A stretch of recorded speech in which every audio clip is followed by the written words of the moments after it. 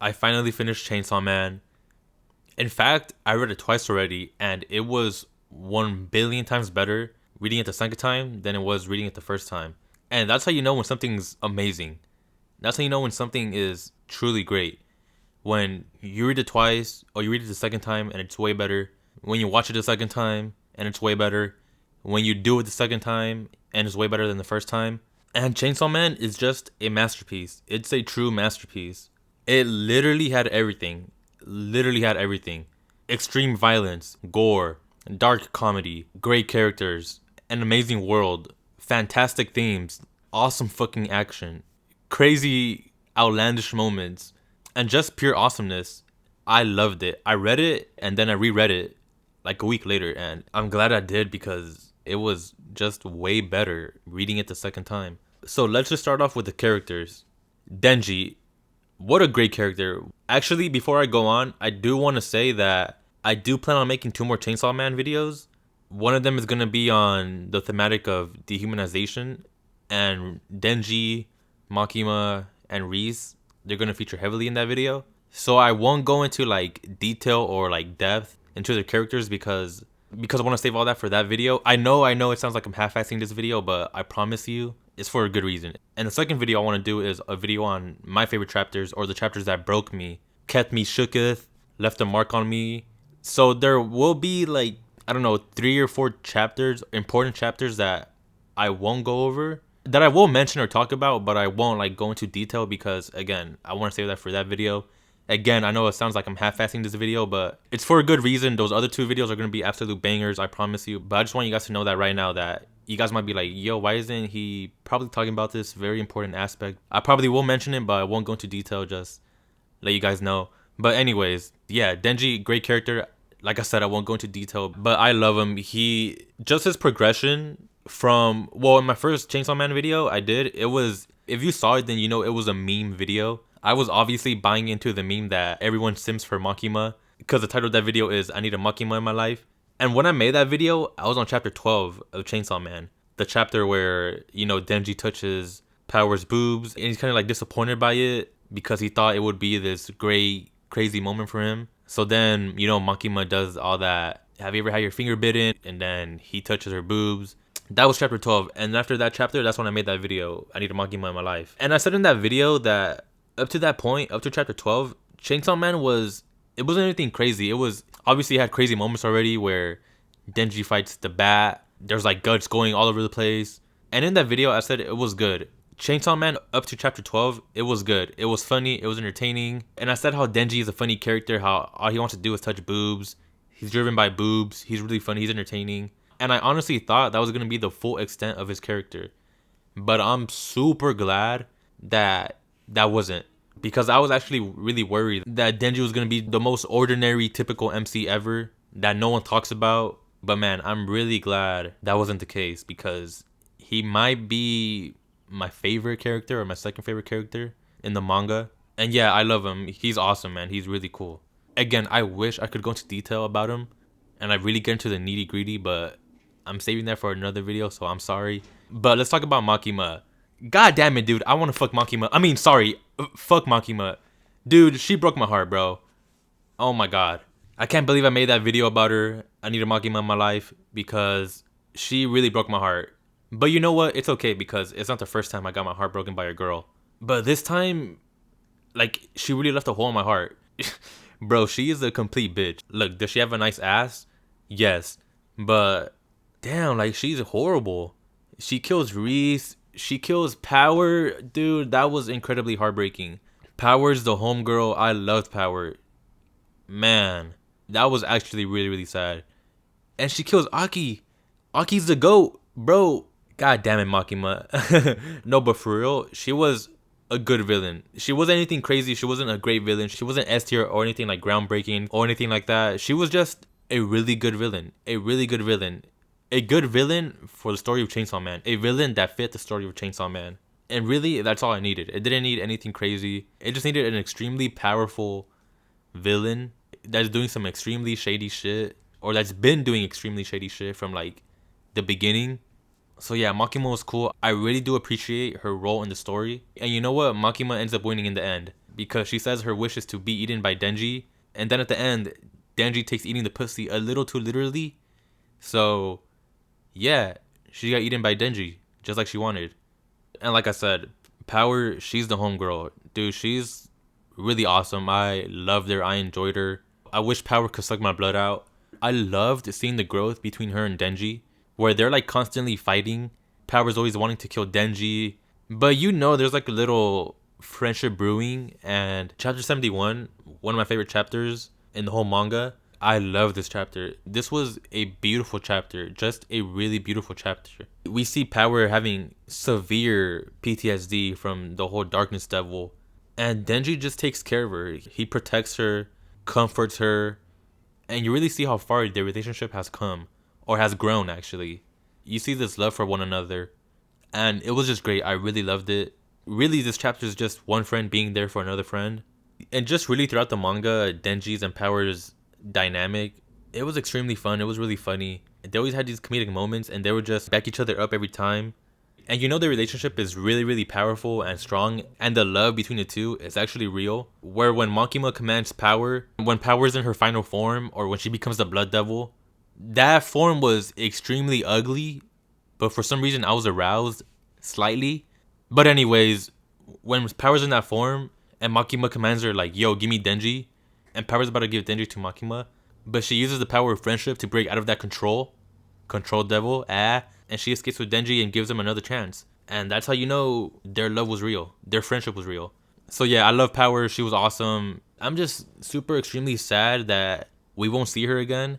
God damn it, Makima. God damn it, dude. Fuck. And I know Power says something along the lines of, go and find the Blood Devil in hell, make friends with them, and then maybe could get Power back. But I don't know. I mean, I really do hope it does happen. Because again, I love Power. But I mean, Power said it herself that it won't be her necessarily. He'll just be making friends with the Blood Devil. And it'll be different from her personality. I really do hope Fujimoto just pulls something out of his ass in part 2 to bring her back. But I don't know. We'll see. Aki is a GOAT. He's one of those characters where everyone just universally loves. For example, Jiraiya from Naruto, Commander Erwin from AOT, Ryu from Death Note, etc., etc. And all of those characters are extremely different. They have different journeys. Their relevance to the plot is extremely different. Or their importance to the plot is extremely different. But I'm just giving the example that Aki's one of those characters that everyone just universally loves. And seeing Aki's progression from not wanting to be friends with devils, not wanting to be friends with Denji or Power, and then seeing that sibling bond grow between him, Power, and Denji, it was so beautiful. And this is one of my favorite trios ever. Power, Denji, and Aki. Literally just one of the best trios ever. Aki has some of the most emotional moments in the manga. And reading the second time, those emotional moments hit me just even harder. For example, when he cries for Himeno, or when he's telling Makima that he wants to make a contract with her because he wants to save Denji and Power. Those moments just hit harder reading it the second time. Because you know what's going to come, right? You obviously know what's going to come. You already read it. So it just hit harder. But yeah, Aki was cool. His moments with Angel, when he saves Angel, like moments like that, it just shows you that Aki really does care for devils. He really does care for Power and Denji. And it was just extremely heartbreaking when he becomes a gun fiend and he's fighting with Denji and the whole snowball fight thing. Dude, Aki got put in the craziest genjutsu of all time. He got put into Infinite Tsukiyomi. Again, sorry, this is one of those chapters where I'm going to talk about heavily in another video. So I won't go into detail, but I will say, these 3 chapters of Denji and Aki fighting, wow. Just a roller coaster of emotions. I've never seen anything like it. Dude, it sucked. And it was actually crazy. The moment when Denji kills Aki, and the future devil is like, haha, like, you died the worst possible death ever. And this is one of the big praises I could give Chainsaw Man. Tatsuki Fujimoto, the mangaka, this guy has the biggest balls ever. The stuff that his editor, or I don't know who it was, whether it be the magazine Shonen Jump or Shueisha, they just let him do whatever he wanted. And thank God they did, because we were given some amazing panels with Kwangsi having an orgy with all her women. There's this panel with Reese and Makima in lingerie. No, but in all seriousness, just I'm really glad they let him just do whatever he wanted.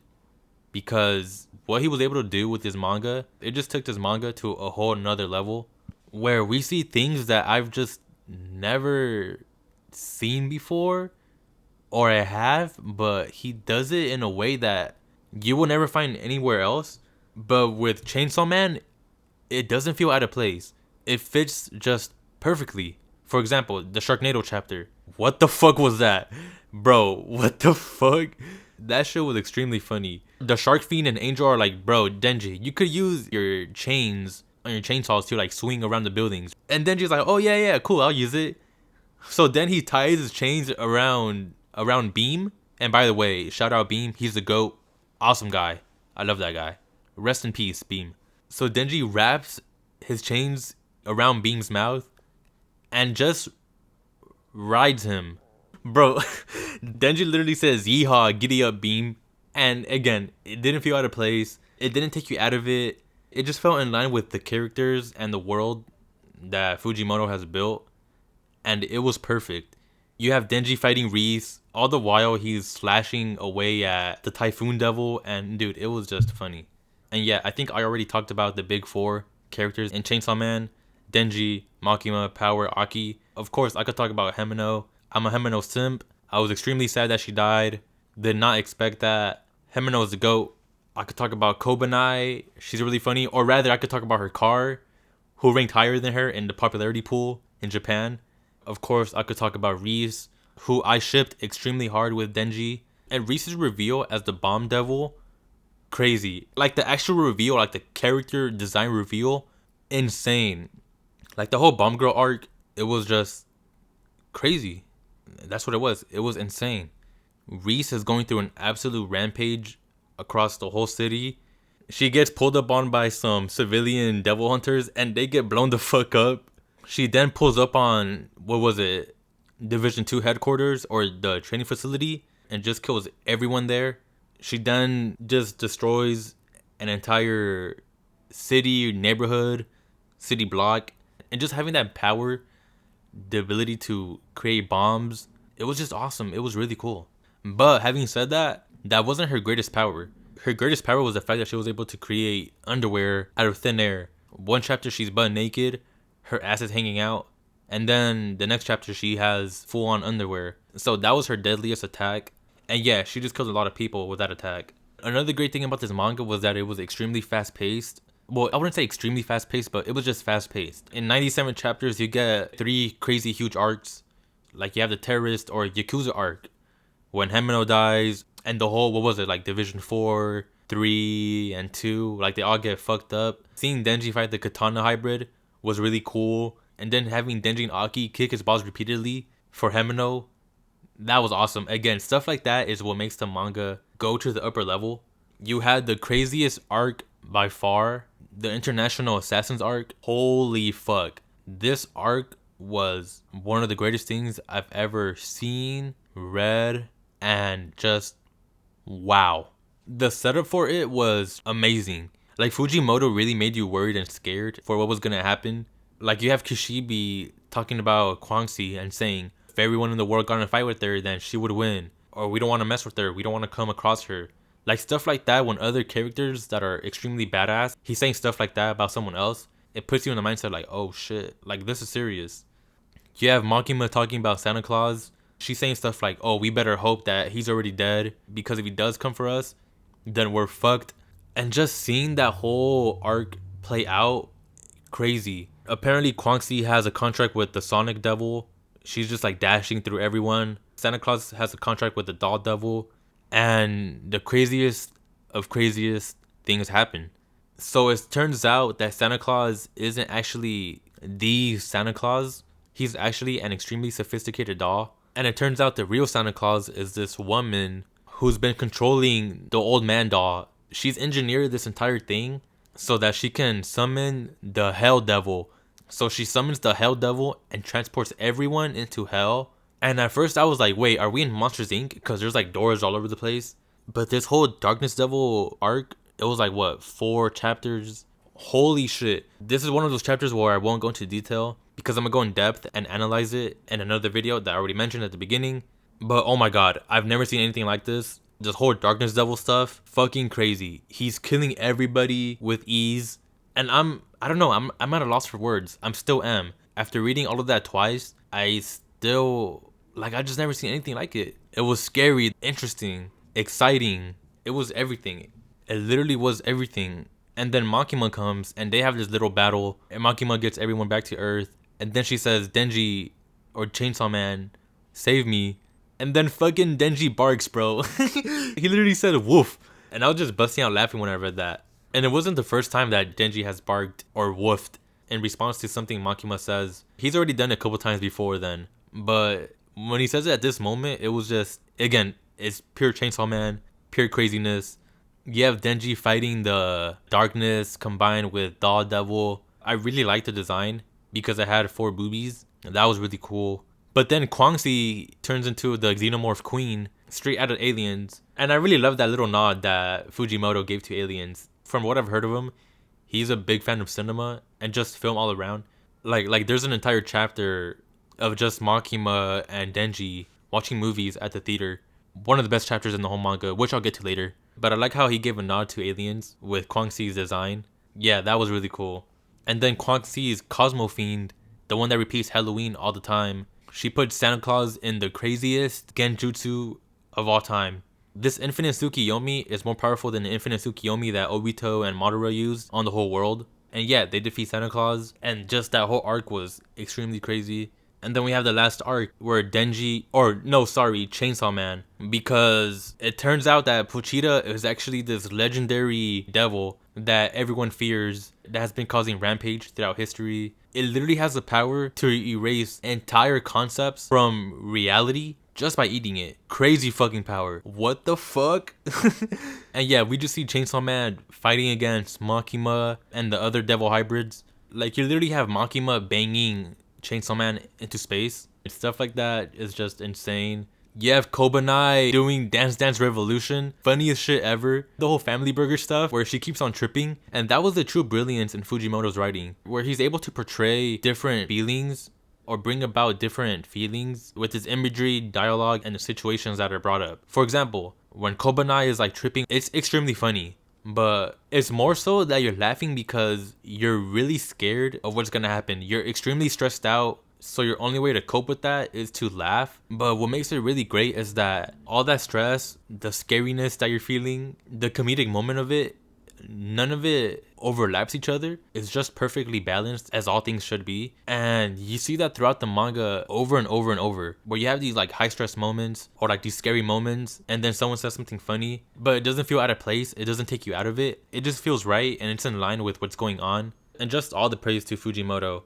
His writing was brilliant throughout the entire manga. He made a really interesting story with great world building. Again, like the International Assassins arc, it really made you feel that this world is big and grand and that it's real and that everyone is going through it. Like Germany, the USA, China, this world is real. We don't get details into the other countries, like what's going on there, but we get enough to make this world seem big and grand. His character designs for the devils, amazing. I really love the art style. I extremely love the art style. I love how gory it was. I love how scary it was. I love how crazy it was. Insane, fun, amazing characters, great moments of development, true development that you actually see. And the dialogue was some of the best dialogue I've ever read. You had some really funny dialogue, like Denji saying, "Oh, I have a eureka moment," or Denji saying in the beginning of the manga, "Give me back my boobies." But then you had great moments of, or just entire chapters of great dialogue. For example, chapter 92, the conversation with Denji and Kobanai, when they're talking about what it means to be normal, and Kobanai telling Denji like hardships, suffering, going through bad stuff, that's what it means to be normal, not just extreme happiness all the time. You had entire chapters like that whole chapter between Denji and Makima in the theater. Just great dialogue all around. I won't go into detail because that chapter I will talk a lot about when I talk about Makima's character in my video when I analyze the theme of dehumanization in Chainsaw Man. But overall, Chainsaw Man was a true masterpiece. It literally had it all. And that's the best way to describe it. And it left you wanting more, and thank God that the last page ended with end of part 1, which means we're getting more. Tatsuki Fujimoto, you're the GOAT. Really just thank you, and I can't wait to read part 2, and I can't wait for the anime because it's going to be something special, truly special, and I cannot wait. So there you go, guys. That's it for my thoughts on Chainsaw Man. I didn't have a script or anything. It was just me talking to my microphone. I just wanted to give my overall thoughts on the manga. Again, I read it twice already. I loved it. And so, as for my rating for Chainsaw Man, I give it a 10 out of 10. Thank you guys so much for watching. If you enjoyed the video, be sure to like and subscribe. It really helps me out. It helps out my young channel. I love every single one of you. You guys are the greatest. Or just like how Beam says it, you guys are the most badassest. Shout out Beam again. He's a GOAT. But yeah, thank you so much for watching. And I'll see you guys in the next video. Peace.